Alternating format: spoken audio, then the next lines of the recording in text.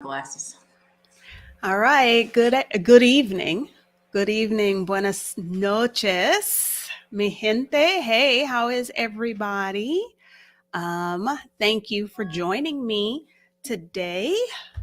Um, I'm Adelia Borchade. If you don't know and you're wondering who is this woman and what are we going to be talking about today, most people know me as Picky Girl Travels the World. I have been living outside the US for the last 5.5 years, currently calling Mexico City home.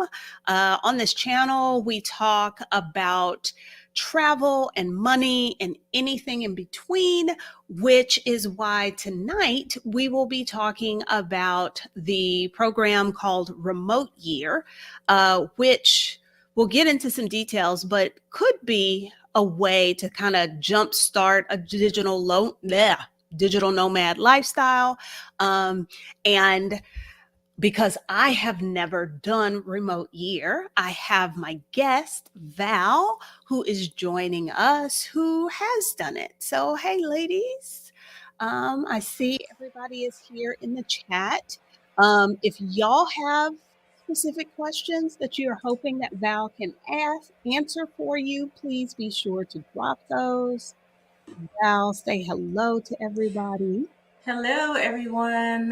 Thank you for having me on, Adelia. I'm super excited to be here, have this conversation about remote year. I know we did some pre-chatting, which was helpful. So hopefully I'll be relaxed during the conversation. But yeah, excited to jump into it and talk about my experience with remote year.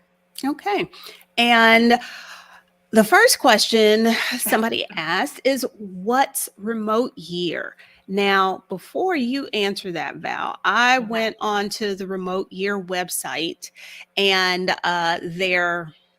what is the word? Their slogan is work anywhere, travel everywhere. Yes, I believe Okay. that's correct. Their website says like-minded travelers living and working together in the most inspiring places on the planet. So basically, remote year gives you an opportunity to travel the world, but you can also work your job at the same time. Does that sound That's about right? correct. Yep, that's exactly what I did during remote year. So that pretty much sums it up. I mean, I'm not a remote year representative, so maybe I should start there. But yes, I also learned about remote year basically by a Google search about 5 years ago now at this point, and I did not have a remote job though. That is actually one of the requirements of remote year. You have to be able to. You don't have to work, but they don't find remote jobs for you. So that was in my case. I actually was a government contractor for most of my engineering career, and so I was pretty much tied to an office. I could not travel and work at the same time. But so when I first looked them up, but over time and last year, I actually, pandemic was going on for a while now. I don't feel like we've been in this for 10 years at this point. But when COVID sort of subsided a little bit before we had the latest round, I was doom scrolling one night and on Instagram and saw the advertisement for remote year again. And I had Lisbon, Portugal on my list for many years of trying to find out where, how it was over there. Wanted to go visit, and I saw that remote year was actually going to Lisbon, and so I jumped on it like that night. Literally at midnight, I submitted my application, and so yes, that is exactly what remote year is: work, travel, live in a community, all surrounded by people in the program that you're in. So it's like your own little community within a community. Okay. Now let's back up a sec. Sure. 5 years ago, what Yeah. were you thinking about that caused you to kind of start Googling and come across remote year? Yeah, great question. So I think I feel like I'm always constantly in transition in my life, whether that's like professionally or personally or something. I'm always looking for like, what is the next thing that I want to do with my life? So when I first came across remote year, it seemed like, oh, this is an awesome way to travel and see the world without, I don't know, joining the military, for example. I do have a child in the military, which is awesome. But it's a great way while you're still working and you can go out and be with people. You can solo travel, but not exactly by yourself, because you're with a group of people who are also travelers for the most part. During that time, though, when I first came across remote year, I did discover, some very negative comments about remote year, and that made me pause quite a bit because having worked in the tech industry, I've been around a lot of like tech bros, I will call them, people who are very much focused on what they do, but in a negative way. And they don't really like outsiders. I would say outsiders as in like women, Black women in particular, maybe coming in and disrupting the flow. So once I saw some of those reviews, in combination with not having a job that will allow me to travel, I paused all my looking into remote year. I did actually meet with one of the representatives who was telling me, oh, yes, we've seen those, but it's not really like that. And I was like, sure, because the first person I spoke to was a white guy, and he's telling me this, and I'm just like, you have no concept of what I'm even asking you about. I can't ask you to step into my shoes because it's impossible. So I waited, and then when I saw it this time, I did the exact same thing. I went back, Googled, YouTube, and everything. And I saw those same articles out there, and I saw people's different experiences. And so this time when I applied, literally like I was like, I need to speak to someone again. And this time, though, I spoke to a Black woman who's actually living in Bolivia, I believe is where she was. Oh, maybe Bulgaria. I can't remember exactly. But she works for Remote Year. And so she reached out to me directly, and I was able to ask some very pointed questions about the Black experience within Remote Year. And so, I guess I should, preface this by saying my experience as a American Black woman in remote year can be completely different than someone else, even from America, but definitely someone who was not American who's stepping into that experience. So I had my own thoughts, biases, prejudices, or whatever that I may have been bringing into it. But also, what I was going to bring was like an open mind. I wanted to make sure I was going into the experience open to receive everything that I was actually seeking when I went into it. So Well, definitely the in background. just my little cursory look at their website, you can Yeah. tell that they are trying to address the perception that it is not a great place for non-white people, Exactly. because there Yes. is information there about diversity in their staff, as well Mm-hmm. as they gave the stats about, for 2021, 57% of the participants identify as people of color, 21% being Black, 18% as Latino, 14% as Asian, and 3% Indigenous. Um, Yes. they said there That sounds. were, go ahead. No, I was going to say those sound like really great stats. They When you do. look at They stats. do. Because I was like, wow, look at this. They say there were 50 nationalities, 30% of which were non-American. Mm-hmm. I did find that surprising, because I guess I think about remote year being marketed to US Americans. Uh, Yeah. and it was 65% women, 14% LGBTQ plus. Mm-hmm. So I can tell from their marketing that they are at least aware that, like, oh, we got to do a better job of looking Yes. Yeah. inclusive, that sort of thing. Now, okay, because remote year, I know, in when it was initially introduced, was kind of like you travel the world, a new Mm-hmm. country every month. I believe it was either 6 or 12 months. Sure. um, Yep.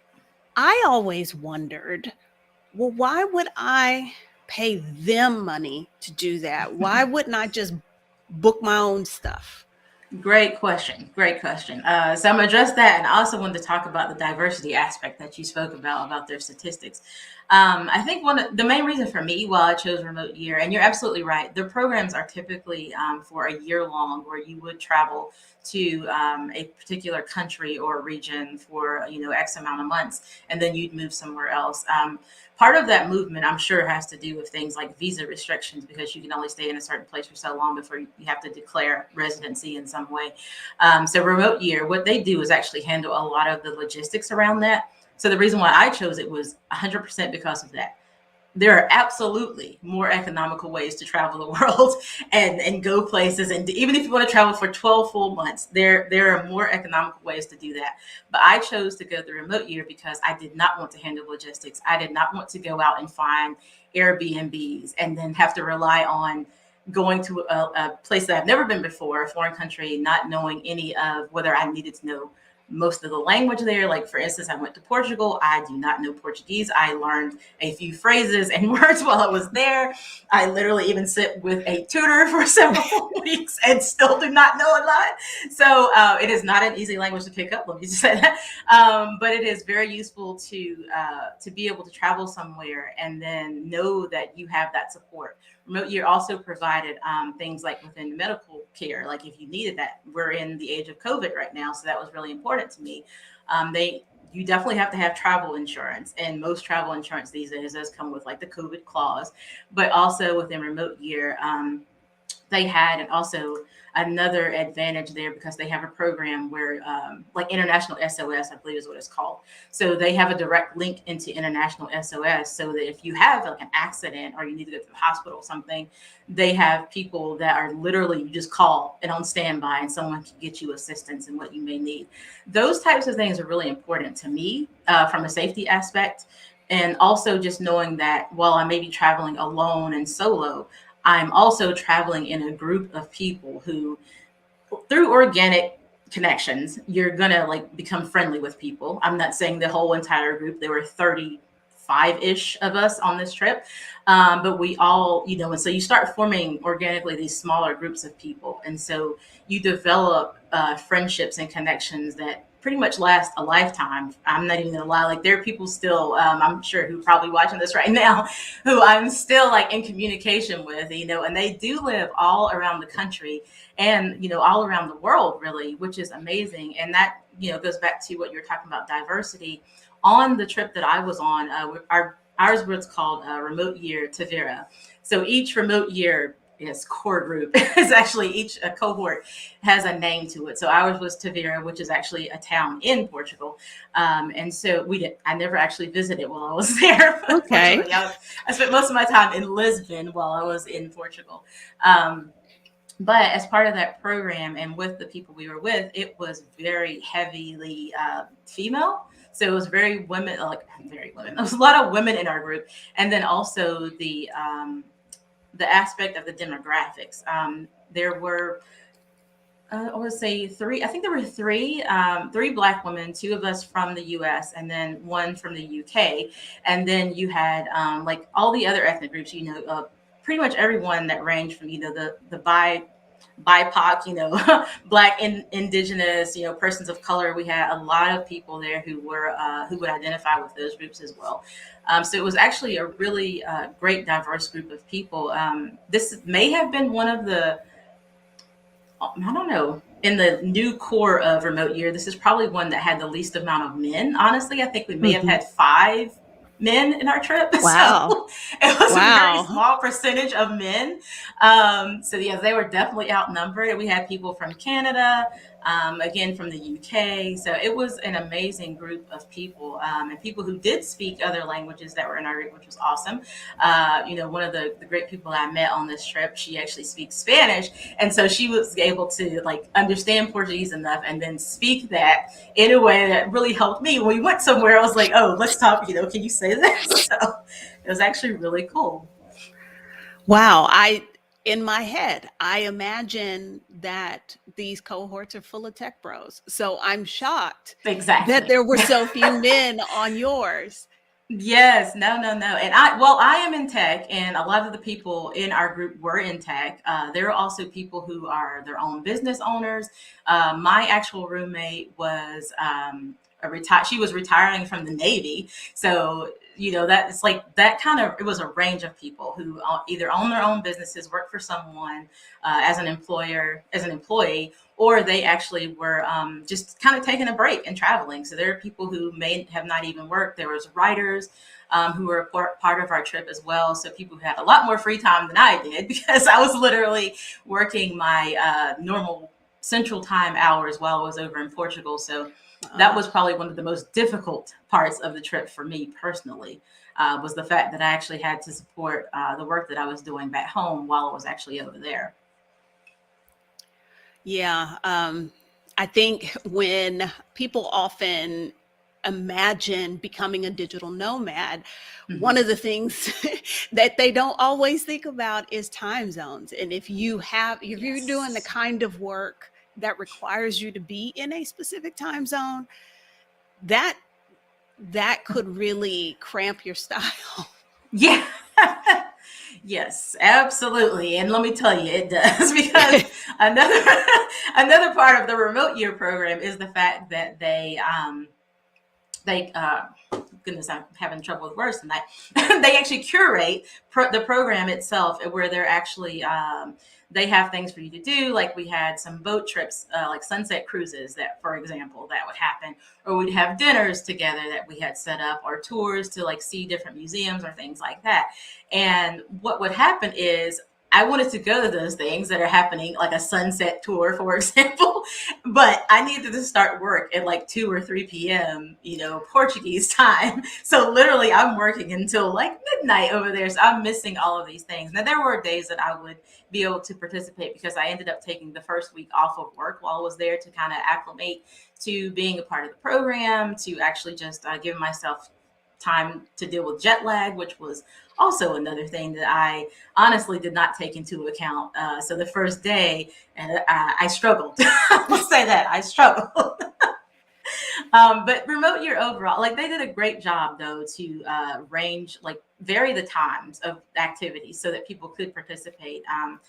Another thing they have is a marketplace where you can actually purchase some of these events as part of the program. So while you have what you pay for just in general is like your housing costs, um, airfare is not included. I just want to put that out there in case Okay. anybody's wondering. Airfare is not included. You have to buy your own airfare, your own insurance, your travel insurance, and things like that. But then you do have an opportunity to purchase things like side trips that they go on. Like we went to Rome, was one of the side trips that we went on during my time there. I also did a separate side trip outside of remote year, which is something that you can do as well, because pretty much you are traveling with them, but you are not obligated to do any of the activities that they offer, which is, again, that's just a great thing if you're someone like me who is an introverted extrovert. You do it when you need to, but then you need recovery time. So if you need to be alone and do your own thing, they very much encourage that.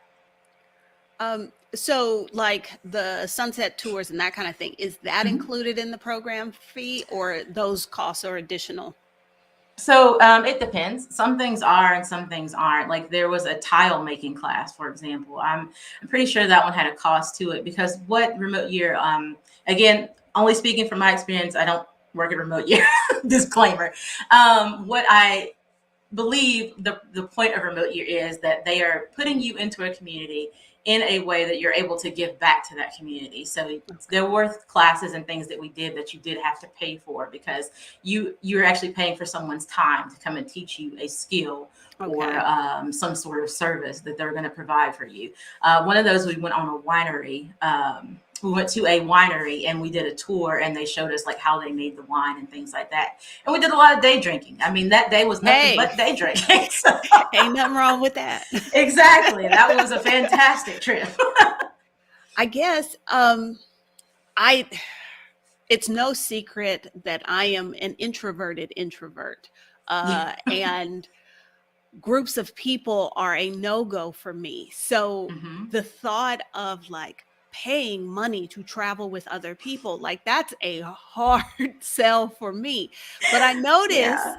on their website, there is a lot of language about community. So Hmm. is the idea kind of like, creating a community? Because I noticed this in various Facebook groups that I'm a member Hmm. of that are for digital nomads. Right. They are always like looking for people to hang out and they make posts about introduce. I Yeah. just all every time I see one of these posts that says, "Hey, I'm a digital nomad. I'm new Yeah. here and I'm looking for people." And I was like, that is something I would never do, is say, who wants to hang out with me? No. So I'm wondering if, because I'm obviously not the market for this, but it seems as though with people who kind of work in a nomadic space, that helping create that community, like that's a Mhm. draw for them. Absolutely, absolutely. It is a draw. And that's why, like on this trip, even there were people who were introverts. So it's you're not penalized for that. So I'll just say that. Okay. No one is going to be like dragging you out of your, your room where you're staying or something.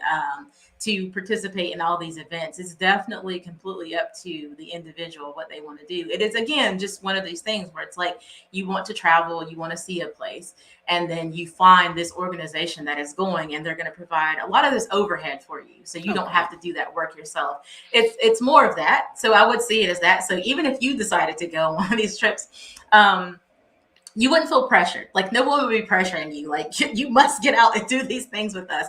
As someone who has been working at home for, I guess about 2 years now since the whole pandemic situation, going on remote year was one of the first times that I had literally socialized with people who were not my family in 2 years. And so, yes, it was very, it was overwhelming. I'm not gonna lie. Like That it the was. first, I would say the first week, I was just like, oh my god, this is what it's like to be around people again. You honestly drop a lot of social skills when you spend a lot of time That speaking to is people true. like this. Like through computer screens, and I had done that so much, and it was not. There was not a lot of social interaction. Literally, I could be sitting here in pajama pants right now. You wouldn't care. So it's like, I'm not, but it's one of those things where it's like, oh, I literally have to get dressed. I have to think about what to say in this situation. And like, do I even still remember how to talk to people? So it, can be one of those things. And then you realize, oh, I really don't like talking to people that much. So now I'm going to go back to my room and like sleep for 12 hours and just not talk to anyone. And that's Yeah. okay. Yeah. Yeah. Um, so were you at going back to the time before you uh embarked on this adventure, Mm-hmm. were you looking to do remote work, not necessarily for Sure. this program, but just in Right. general? Yes, yeah. Before I started this, venture, I definitely was always looking for remote work. I am mostly, I guess I'll technically say I'm a computer engineer. So what I do can literally be done on a computer from anywhere. And that was even when I was working on the government side of things. It was just other restrictions that involved me not being able to do that outside of an office. So I've always been looking for a way to do remote work, whether that was working for myself or working for someone else, which I'm getting more into now. And so I found that being able to actually work from home was the best case scenario for me. I enjoy working from home. I love sitting in my own home office and I and hear doing my you. work. I hear you. I was never the whole like water cooler chat kind of gal, so that was not my thing. I get thrown off too easily. I like to focus and then remove my focus and do something else and then come back and refocus again. So yes, flexibility. I see someone said yes to flexibility. Completely agree. Flexibility is what it's all about. Being able to, in some ways, set your own schedule. Yeah. Even as an employee, I can set my own schedule in some ways. I know there are core business hours that I need to be available because I actually manage a team. And so I want to be available for them to actually help them do their work and remove roadblocks and all of that. But at the same time, I also need to take account for what I need to do and be accountable to myself. So, yes, remote work for me is the only way of the future. I know we were Yeah. talking about future things. That's it Yeah. for me. I can't go back to an office. Oh no. I lived in China for a year and a half, and in late 2019, I uttered the words, "This job is getting in the way of my travel." And that's when I knew, okay, whatever I do after this can't Yeah. involve me having to be at a specific place at a specific time. I am just not about that life anymore. Right, right. Yes, and I feel like once you get a taste of that, for some people they like the the mod at work where you're going into an office for a few days and you're at home, that hybrid situation, and I think that's great. I don't need that though. I don't need that side of the human interaction because I get that when I'm able to pick up my computer, put it in a backpack, and get on a plane and go somewhere. Yeah. See, that's I what mean, I'm that's talking about. literally, I'm like, do you have internet? Do I need to bring my own? Like, just let me know. That's what I need to know. And so that for me is that's just how it should be for everyone. I love that, now we're getting those opportunities. I mean, I feel like there was a time when this was not even something that was remotely, you know. I wonder, had the pandemic not happened, would people still be, I mean, because there are people who are still having to fight to work remotely, but I Yeah. wonder if it would even be in the realm of possibility for as many people as it is now, had it not been for the Right. pandemic. No, I think you're 100% correct. Because if we think about it, like I know people personally who had things like disability reasons why they needed to not go into an office. And they were literally having to fight that because there was no gateway. Well, there was, because obviously this pandemic showed us there was a way. Corporations were not willing to set up those areas where people could be at home. They needed to be at home, whether it was for whatever reason it was, they needed to be at home, but they were not willing to do that for people who literally need it. People who may have had things like anxiety issues. When they go into an office, they literally can't work because of whatever sensory issues, anything like that.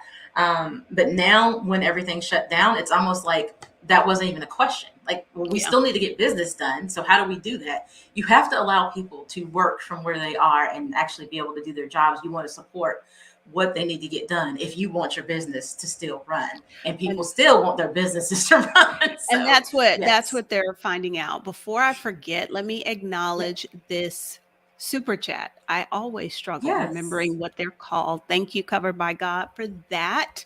Um, there was a question I had about, Sure. okay, so you wanted to work remote. Were Hmm. you much of a traveler, would you say, before you Oh, did great remote question. year? So I think my mom would probably attest to this because she says I'm the kind of person who doesn't like grass to grow under my feet. I think that's her little thing to say.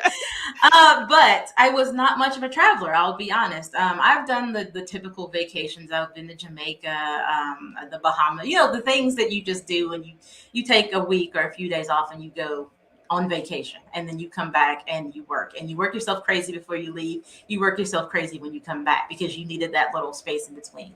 But also, I spent a great majority of my adult life as a single parent. So I was raising two amazing kids who are, now 26 and 22. So I don't still have that responsibility of where I need to watch over them and make sure they're at school, make sure they have food, make sure that, all these things.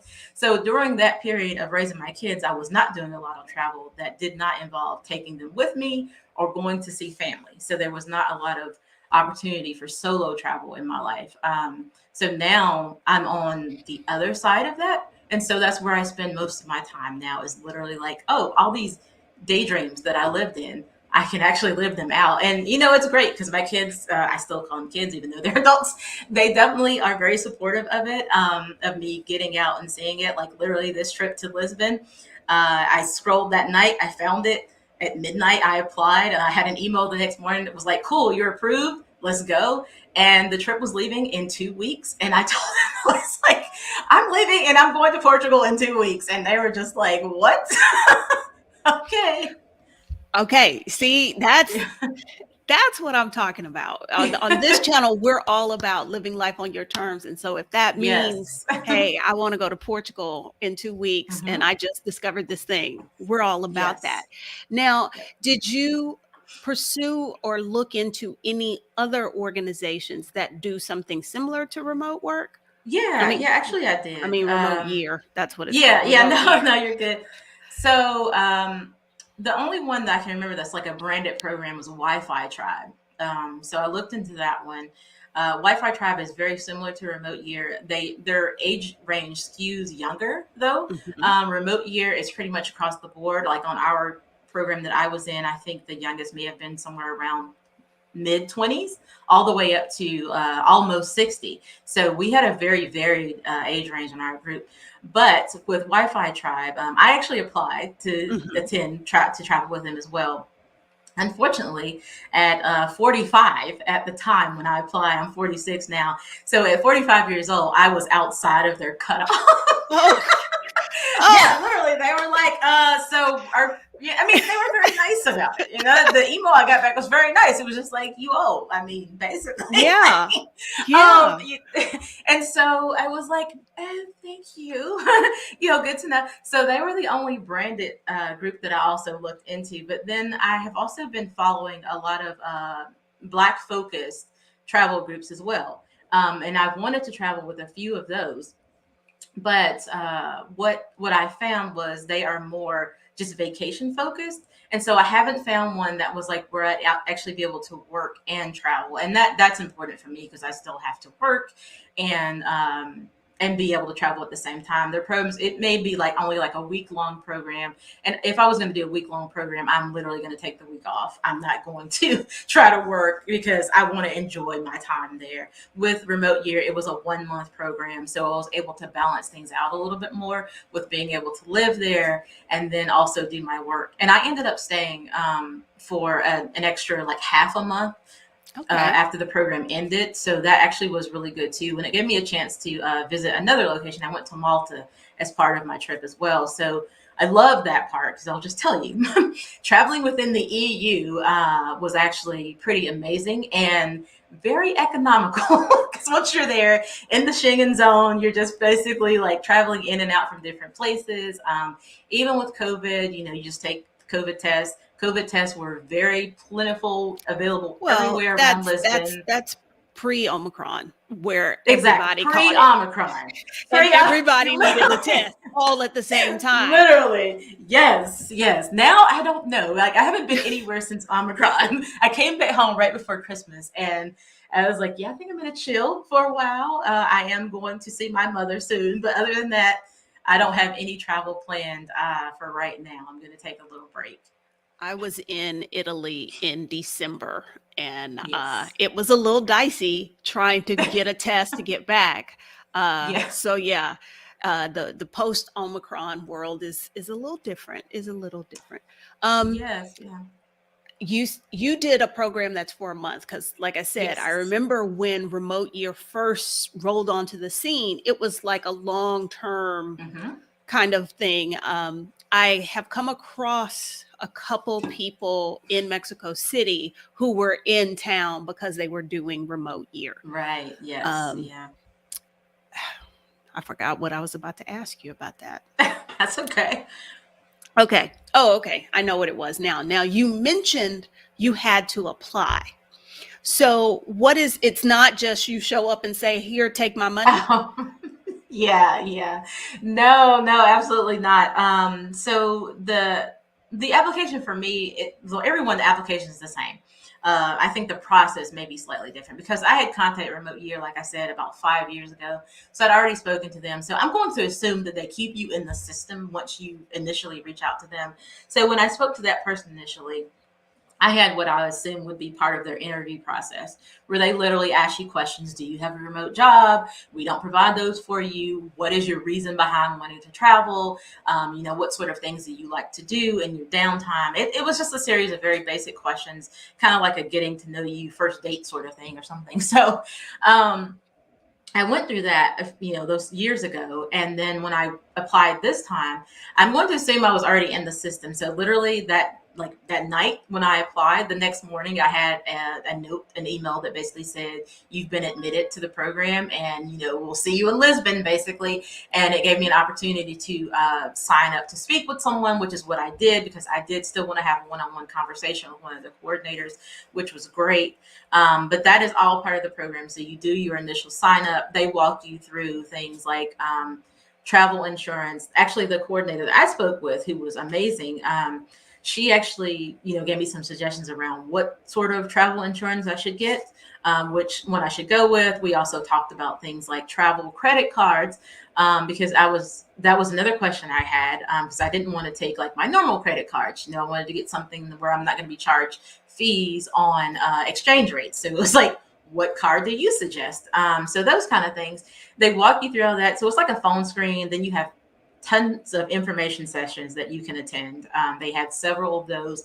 We had, I went to some that didn't even involve going to Lisbon, because you can just kind of go to other sessions. So I went to those, and there were people who were doing the 12-month programs. I wanted to hear what they were talking about. I was like, what is this like? How do you pack? What do you pack when you're going on one of these things? They talk things about visas, if that's applicable. Visas did not apply to me because I was coming from the US, but from other countries, if you're going to a country that requires you from your country, your home country, to get a visa to go to this, country you're visiting, they talk to you about that, because that process can take any number of days because of how things are right now. And then it was like, here's, make your deposit, pay your balance. I literally skipped that step though, because they were leaving in 2 weeks. So I just had to pay my complete balance. I didn't get the deposit portion. It was like, if you want to pay, if you want to go, you have to pay it off now. You're gonna pay. Yeah. But yes, it's a very easy process. They step you through everything. And you mentioned this before, on their website, they have a lot of like DEI information. There was pre-work for this program, and part of that pre-work was a DEI, like a video you had to watch, basically, and you have to answer questions. And I thought that was actually really cool, because again, my government contracting background has forced me into loving videos about workplace harassment and DEI and all this stuff. So to me, that was on point. I enjoyed that, and also showed me that Remote Year has taken seriously a lot of the feedback they've gotten over the years from non-white people who have said, I came on your program and I was disrespected in this way, I was harassed, or this happened to me. I can tell that they've actually taken that very seriously, and that point came up several times from the initial meeting that we had with Remote Year. Even when we were on the ground in Lisbon, the first day we had a program, like a setting where our program leader, and you also get a city manager along with your program leader. So both of them were there, and they went over a series of slides that talked about, here are things that we will tolerate, that we will not tolerate. And it was very clear. And, one of the fun things, the program leader, he was always like, I am not your parent. That's not what we're here for, but we will not, so we're not going to solve disputes for you, but we will also not allow someone to be disrespected in any sort of way, or harassed or anything like that. They take it very seriously. That I told you this is why I wanted to talk to you, is because you were the first Black woman I had heard who had a positive experience. And hearing what you're just telling me right now, compared to or contrasted with some of the things that were posted online in before, where when somebody said something that was racist or did something, the people at Remote Year were kind of like, oh, girl, don't worry about it. So it is definitely encouraging to hear them like step up and say, okay, look, this is what you're not gonna do. So basically, like absolutely. that does offer me a little bit more reassurance there. And I will say, the program leader that we had on Remote Year Tavira, his name is Daniel. He's amazing. And I'm just, I was going to say anyone's name, but I'll say Daniel. He's amazing. He is actually over the program, they're partially over part of the Remote Year program itself. So he's very high up in the organization. I'll just say that. And so he was on top of things. I mean, when I'd say he was on top of things, he was on top of things. We had an issue when we went to Rome with some COVID situation.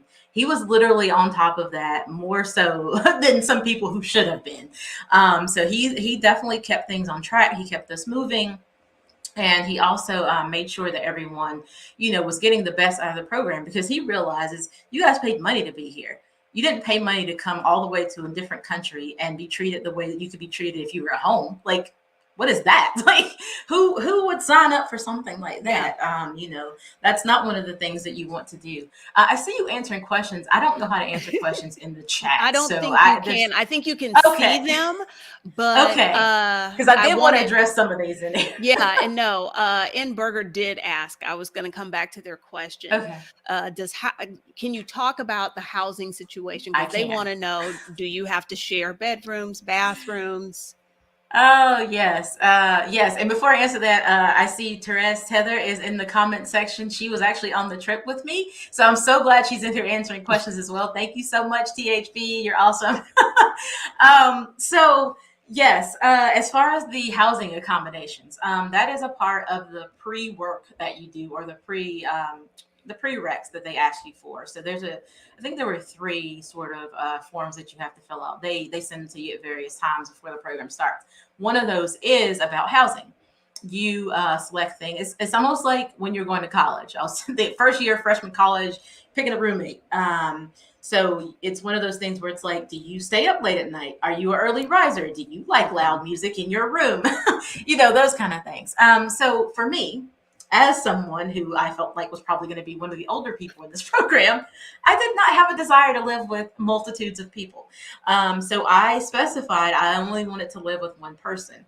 There's also an option where you can have private housing. And so you can have your own apartment or your own, Airbnb or whatever, over in any area that you're going to, if there is space for that. I can't say it works for all programs. In the program I was in, that's how it worked. So we had people who had their own private housing. I actually had one roommate. My roommate was the woman who was retiring from the Navy. So she and I were actually the two oldest people in the program. It was amazing.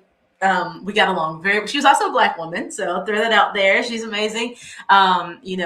Retiring from the Navy. So a career Navy woman. She had seen it all. She'd also been around the world, but she'd never traveled with a program like this.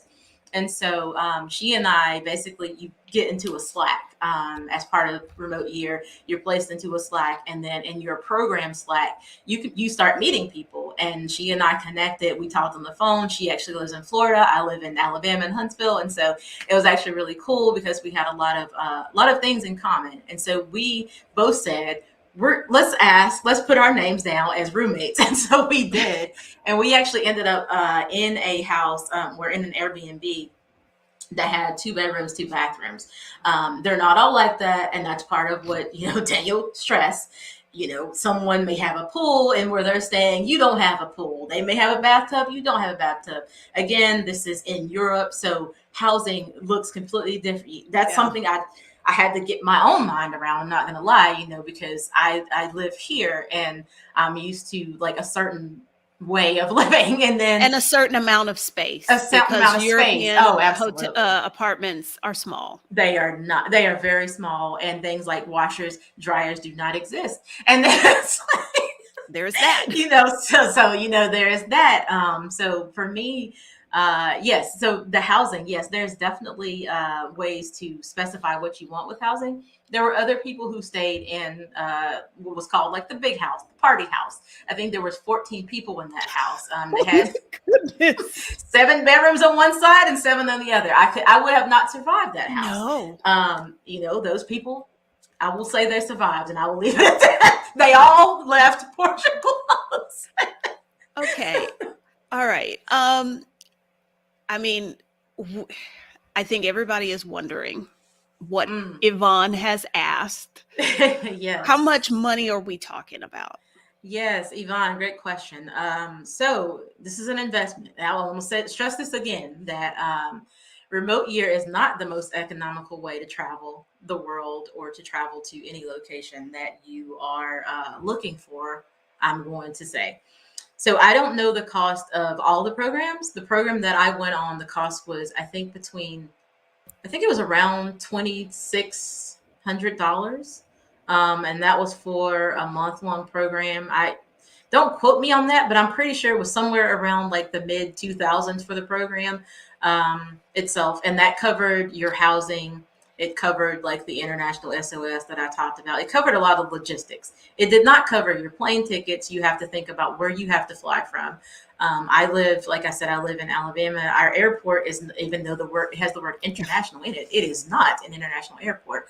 I ended up having two layovers as part of my journey to Portugal. If you live somewhere like New York, your flight is going to be significantly less than my flight was. And plus, I was booking my flight like 2 weeks before I needed to leave. That's also something to take into account. There are many ways to find discount flights, and we could go into that if you wanted to. But the actual cost for the program does include a lot of really good things that I found beneficial because, yeah, I see someone said 2,600 isn't bad.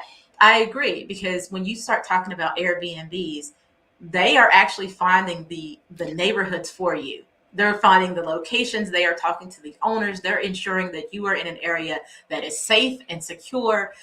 You're not having to worry about any language barriers because that's all been worked out for you. The city manager on the ground he's from Brazil, so he speaks Portuguese. He lives in Lisbon, literally, so he knows all the neighborhoods. He knows people around there. He's setting up things for you, so that you don't have to worry about it. Like even these offshoot events that you're doing, the side trips, he's already talked to them, and that some of those are actually included. I know like the one in particular I talked about, the towel making wasn't, but there were so many that were already included. And then there were dinners that we had while I was there, literally like I think the second week.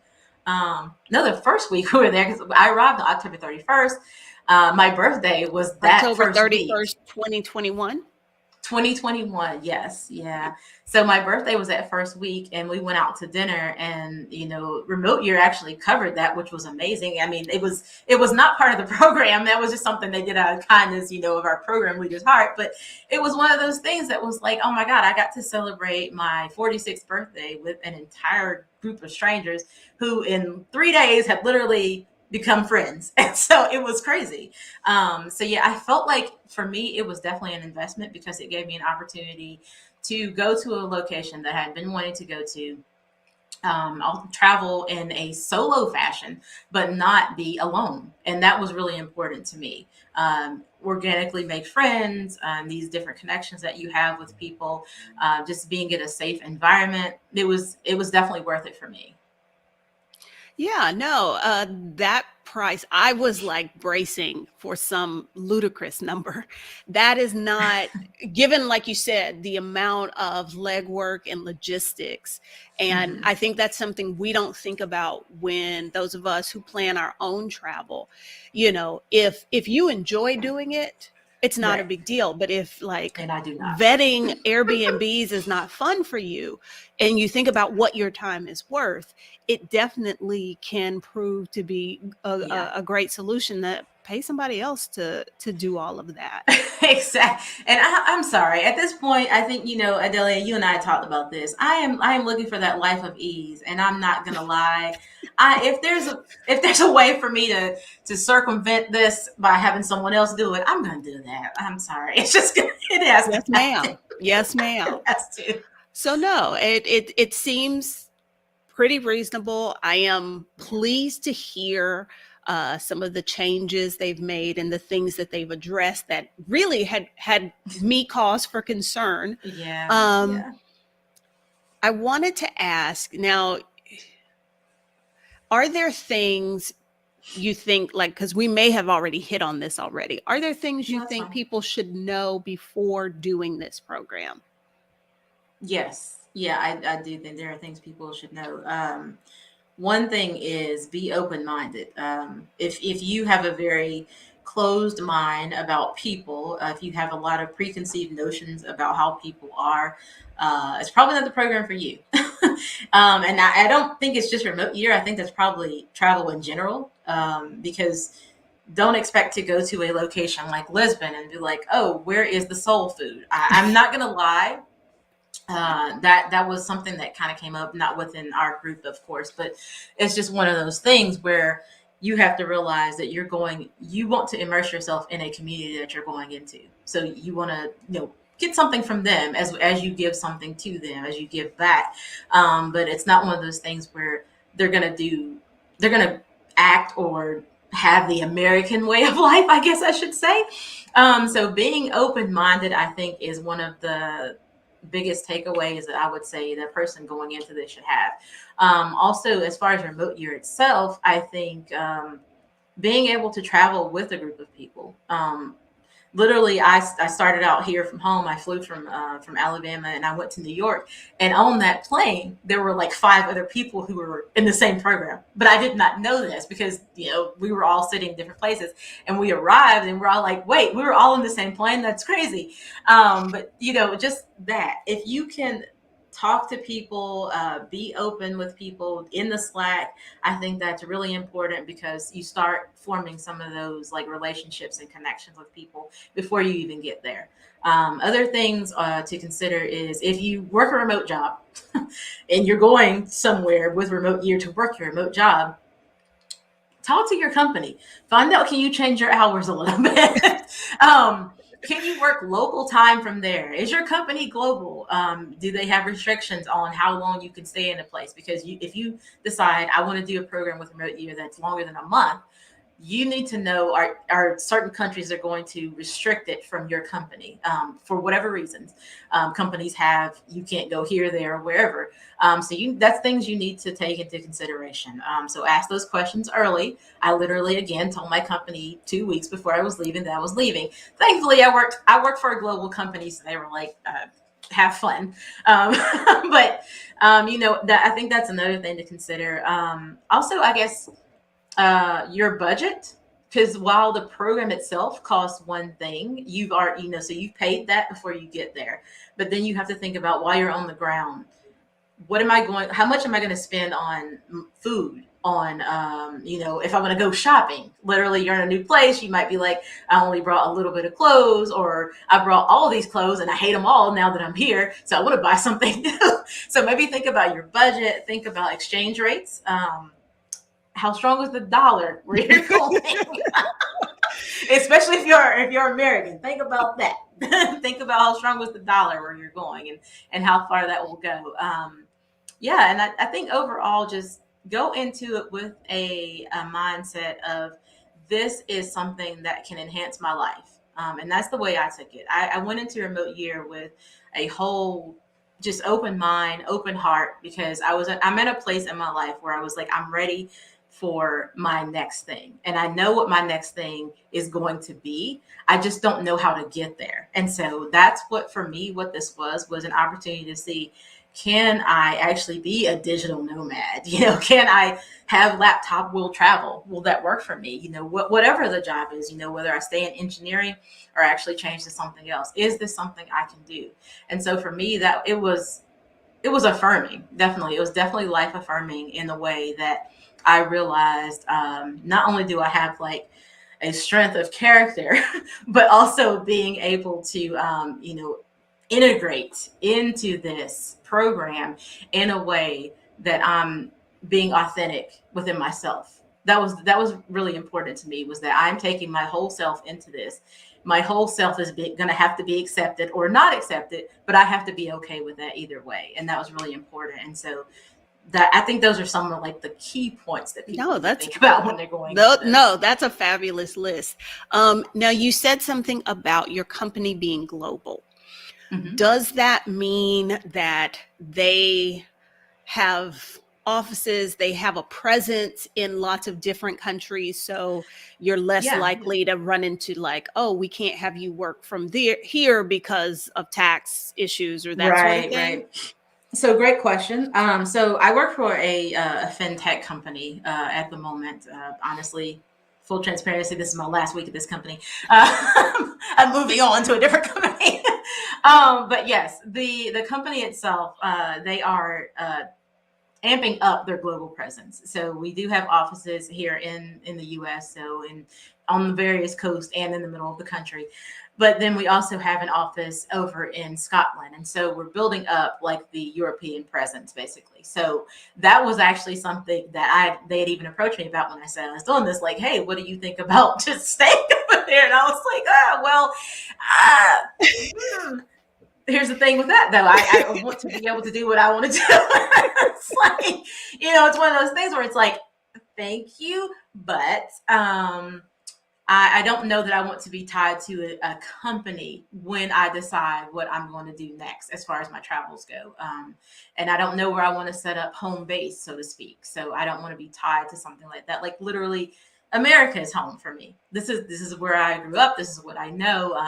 Not Alabama. Let me put that out there. But this is what I know. This is where I live. This is home. And so, I have family here. I have really strong, roots, ties, connections here. But I also know that I want to travel more. And so, yes, working for a company that does have global ties, the company I'm moving to actually has global ties as well. And this is something that I brought up during my interview because I wanted that to be at the forefront. Like, here are my plans and how would this work within what you're asking me to I do. love that. I Again, love that. full transparent. I'm like so beyond, I don't know if it's like within my career or just within who I am as myself now, like knowing who I am. Thank God again for therapy. I know who I am. So it's one of those things where I'm just like, I have to know if we are in alignment in various ways. My values, your values, how do they line up with each other? Well, yeah, it's it's like at this point in your life, I would imagine Yes. you would not create a relationship with another person and not Mm-hmm. be like, hey, this is what I'm trying to do. What are you Right. trying to do? Does this work? Like, that's something that comes with age. I have said more than once, there is something magical that happens when a woman turns 40. If I Yes. had been this woman in my 20s, oh, This y'all just conversation would don't be know. different. That's going Yes, to y'all be just different. don't know. So Yes. no, I Yes. love that you Yeah. brought that up. A couple of weeks ago, I interviewed Ivana, who used to work for one of the big four. Uh, I'm Mm-hmm. I'm I don't have I was a teacher, so like that means nothing to me. But when you say that, people are like, "Oh yeah, I know what that is." And Yeah. she got Yeah. transferred to Belgium, and we talked about Mm-hmm. like how she was purposeful in making sure that the powers that be knew, hey, if there's an international assignment, like I'm open to that. So, don't be, I'm speaking to the audience here, don't be afraid Mm-hmm. to put voice to these desires you have. Doesn't matter if they seem out of left field or if they seem crazy Right. or you think people are going to say no. Own it, say it. Absolutely. Absolutely. Yes, I am all about that. You're so right. I think that we spend, and I'm going to talk about this just as a Black woman. We spend a lot of time being told that we need to be grateful for what we have. And I'm absolutely all about gratitude. We definitely need to be grateful, but we also have to acknowledge and own up to what we're bringing, and be confident in that and just state what it is that you actually need for yourself and don't be afraid of that. Don't be afraid even if someone rejects you. I went to this exercise because even when you're talking about getting another job, you have to say what you want and you have to be that, and you have to stand firm on it. And when you're talking about things like negotiating, I just talked to someone about this recently because they were talking about negotiating an offer, and it's one of these things where, okay, you know what you want, so why would you go back and forth with the person if what you want is this? Provide three options that equal up to that and let them Yep. pick one of those. Do not back off and say, well, okay, I will just accept what you're saying because I need to be glad that you even want me. Honey, people gonna want you, period. Okay, do not worry about that. You will be wanted. They want you. They're talking to you, so obviously they want you. Now you tell them what you desire, what you need to be able to Yes. step into that position. Don't sell yourself short. I do mentor younger women who are coming into like the engineering field, and I talk about this with them because it's like, state what you're bringing. You have experience. They know what you're bringing to them, but you have to be able to state that. And don't be afraid of rejection, even if they come back and say no.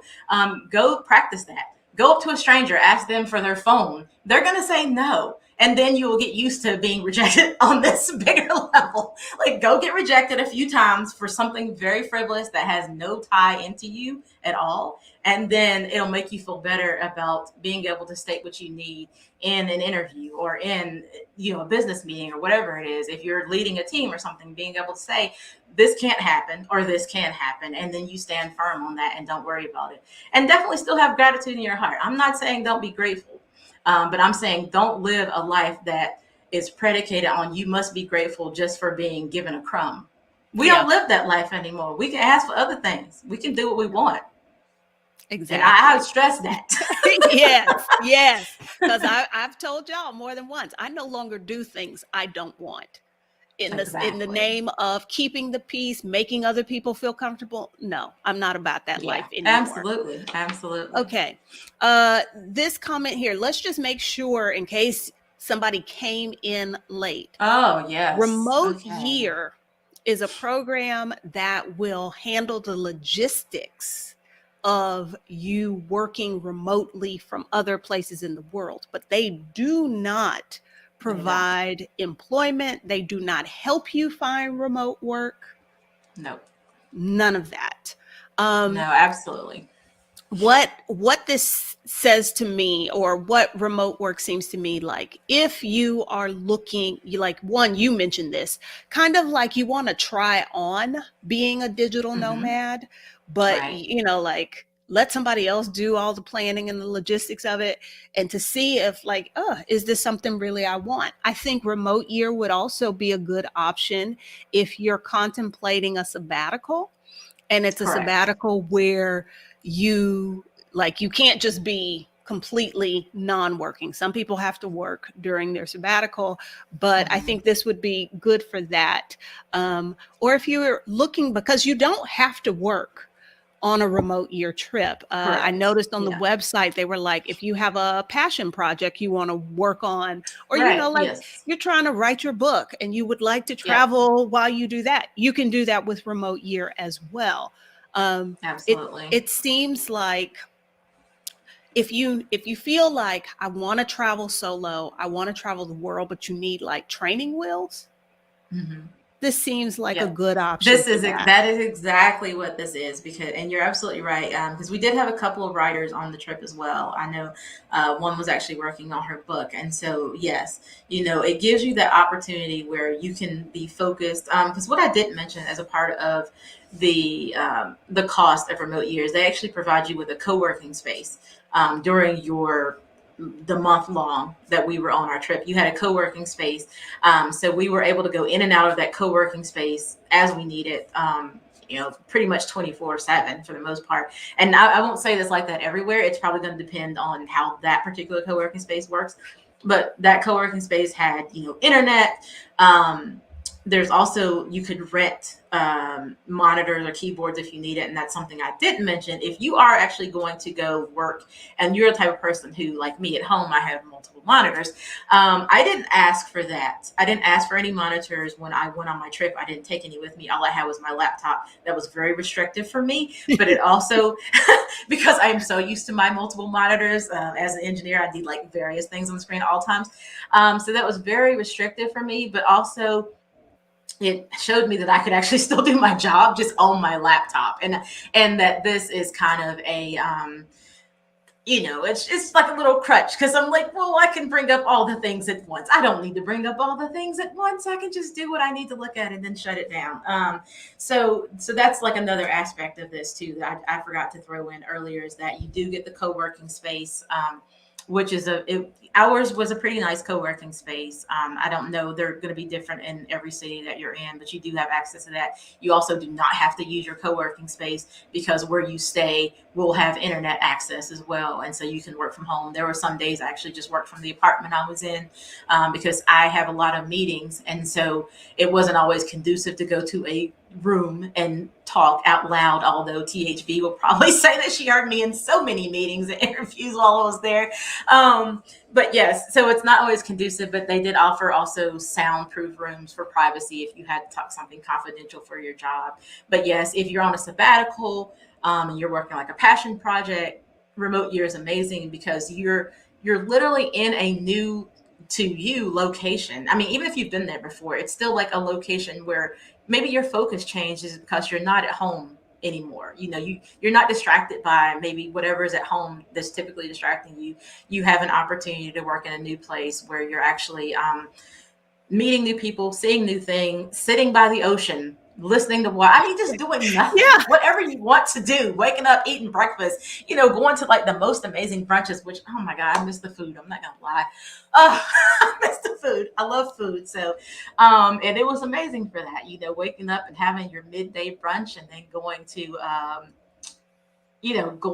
to work for the rest of the night, but still, being in a city that has other things going on at night. So you're able to go out if you want to go like to a club or whatever, if that's your thing. It's not really mine, but it's cool that it's there and you can do it.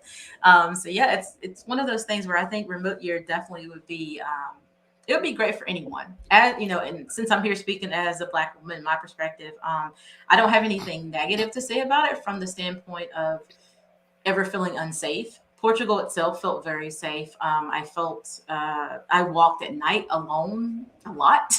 I never felt unsafe while I was out there.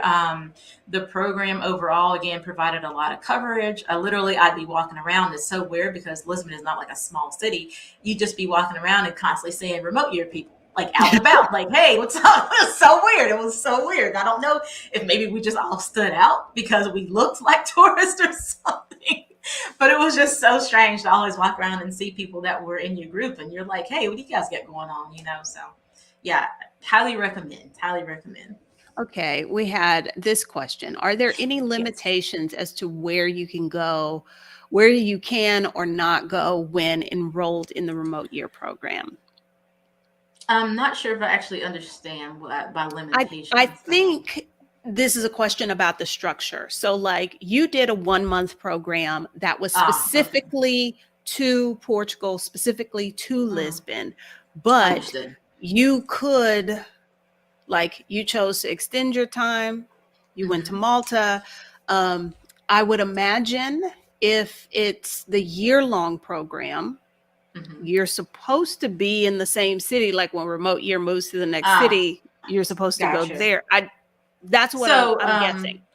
yeah, I think you're right. And someone said like country. So yeah, I see. There are no limitations. Remote year only allows adults to come. I will say that. You're an adult. You make your own choices. You go where you want to go. Again, you don't have to participate in any of the remote year program, like the program structure that they have, as far as the side trips or the things they have during the day, any of the programming that they have. You don't have to participate in any of that. There were people on my trip who actually went different places every weekend. I mean, they maybe they were working and they needed to go back to their home office. They would just fly there or something. They don't. It's once you're in the program, you're pretty much doing whatever you want to do. It's just the fact that they've handled all the logistics for you. So you have a key to your apartment and you come and go as you please, just like you would at home. No one's checking in on you to see if you're actually there. If people don't see you for a few days, they may be like, hey, what's up? Are you okay? But there's not going to be a curfew. I mean, there's like none of that kind of stuff, because everyone is an adult and they expect you to be an adult. You can pretty much go wherever you want to. Like, yeah, literally, we had a lot of side trips. Some people actually went to Morocco. There were people going, trying to think of some of the other places they went. Basically, anywhere that was around that area that you could fly in and out of. I would say, flights again were very cheap. You could pretty much fly Ryanair anywhere within there, and the flights were somewhere around like I don't know €30 or something. So it was very inexpensive to fly to these different places if you wanted to go somewhere for just like a couple of days.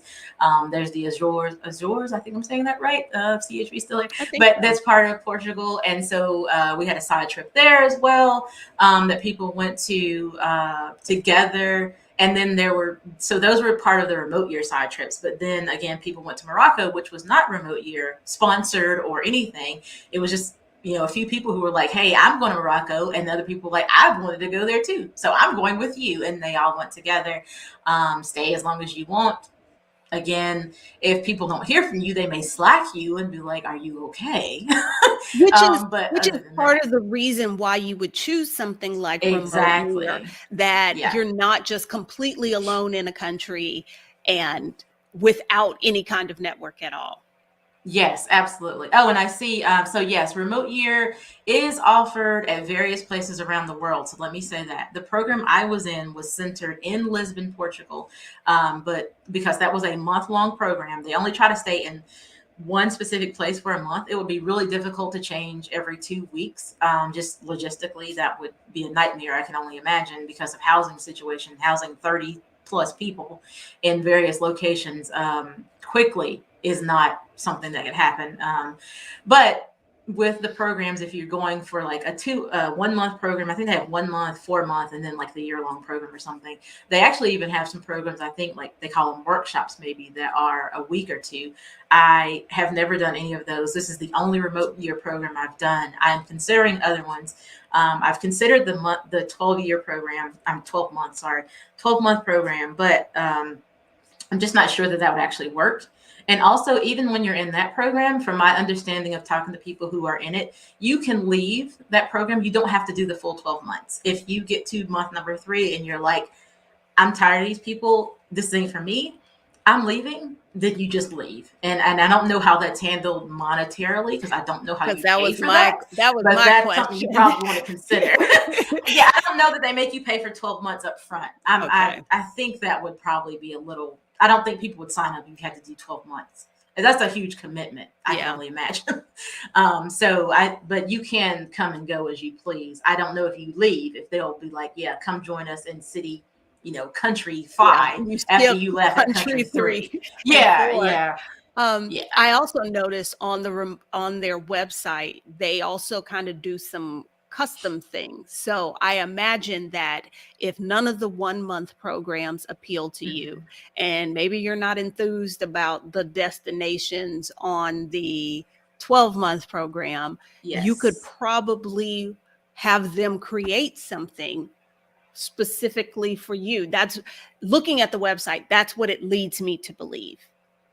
Yeah, I think there's probably an opportunity for that. If I would say probably if there's enough people who are Yeah. interested, I think that would probably be part of that as well. Again, I'm not 100% sure about that because that's actually news to me that they do that. So, but that's kind of cool. That would be something I'd be interested in. Maybe if you had like a group of people and you all wanted to go somewhere and do that, that seems like a cool little business idea for them.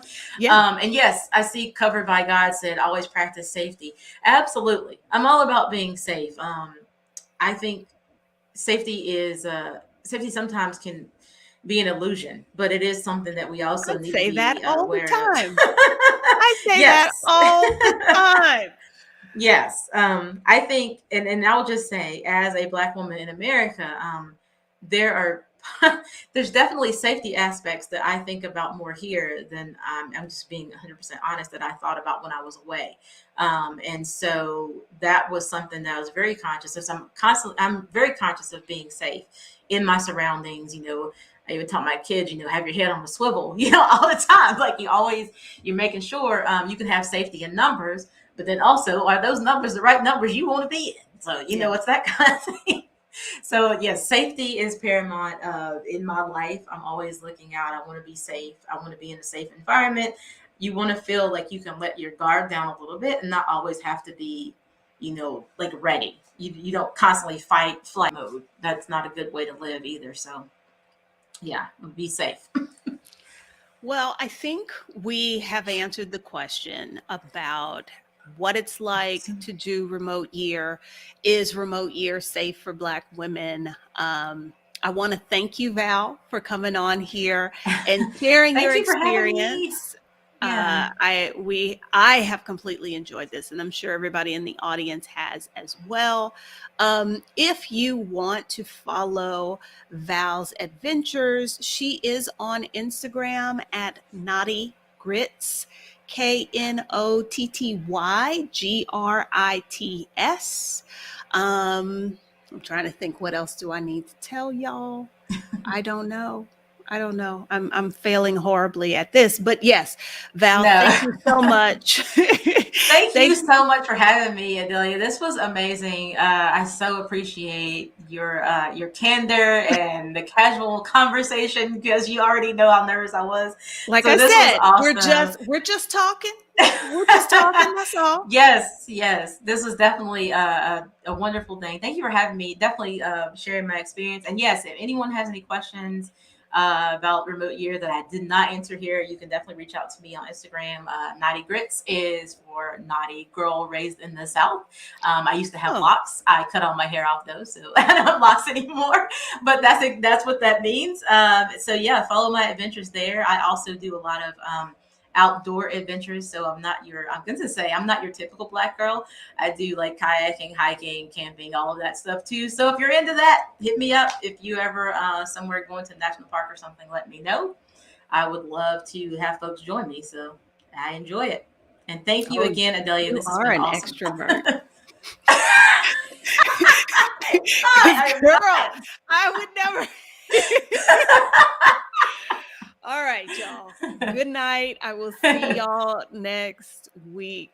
Oh, my window Thank just you. disappeared. Oh no.